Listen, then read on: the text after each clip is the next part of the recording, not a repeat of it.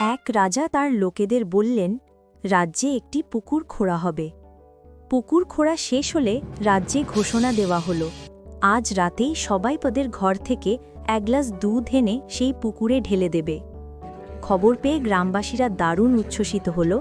রাজা নাকি সকালে দুধের পুকুর দেখতে চান।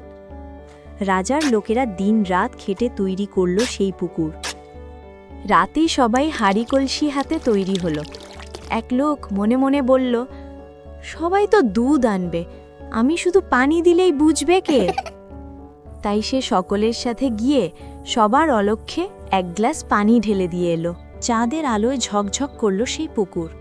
সকালে রাজা তার প্রাসাদের বারান্দায় দাঁড়িয়ে অধীর আগ্রহে তাকালেন পুকুরের দিকে। রাজা হাহাকার করে উঠলেন, পুকুর ভর্তি শুধু পানি, সেখানে এক ফোঁটা দুধও নেই। রাজা হতাশ হয়ে বললেন, যখন সবাই ভাবে অন্যরা করবে, তখন কিছুই হয় না।